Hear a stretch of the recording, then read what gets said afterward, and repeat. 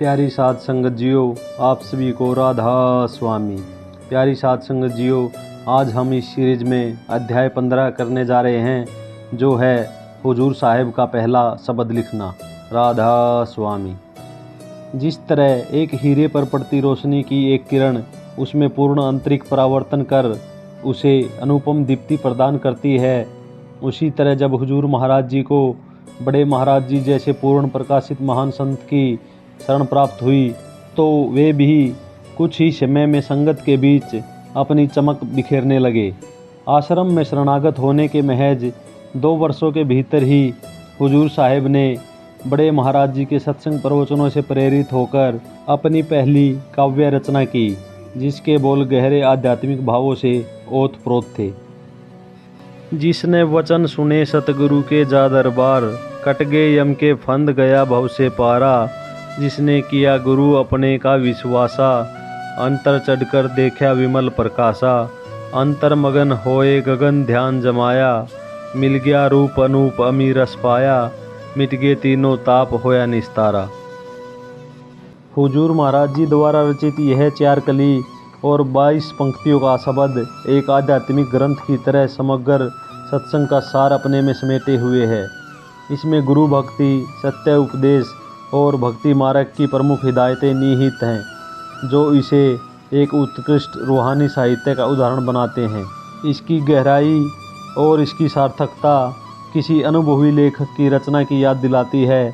हुजूर साहिब जी ने इस शब्द को कागज़ पर उतारा और एक सुबह स्कूल जाने से पहले इसे अपने प्रिय गुरु भाई मदन जी को सौंप दिया। भाई मदन जी, जो कई वर्षों से आश्रम निवासी थे और अक्सर आश्रम में श्याम की शब्दवाणी का आयोजन करते थे, ने इसे ध्यान से ग्रहण किया। हुजूर साहिब ने उनसे अनुरोध किया कि वे इस शब्द को याद करें, इसकी धुन और लय को सावधानी से समझें और इसे श्याम की शब्दवाणी में प्रस्तुत करें। उस श्याम जब बड़े महाराज जी दर्शन और सत्संग सत्र का समापन कर अपने कक्ष में रात्रि की ध्यान साधना के लिए चले गए, तब भाई मदन जी ने हुजूर साहिब द्वारा रचित इस नवीन शब्द को बड़ी श्रद्धा और उत्साह के साथ प्रस्तुत किया।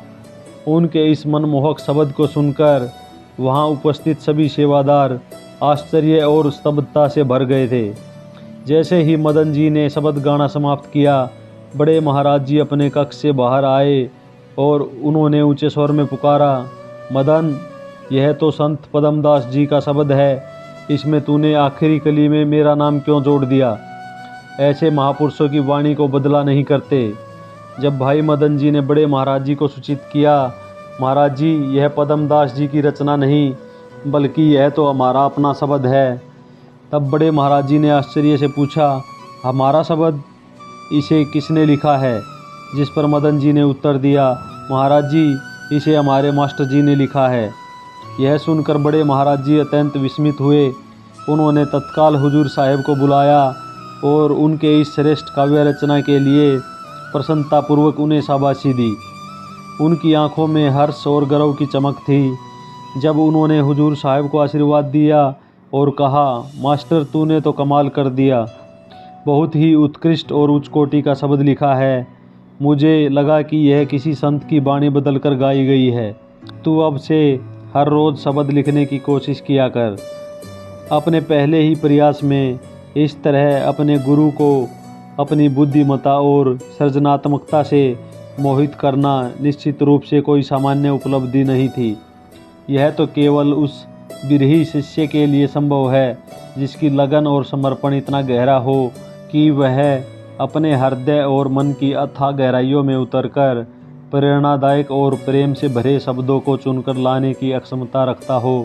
यह उनकी आंतरिक अनुभूति और आध्यात्मिक यात्रा की गहराई का परिचायक था।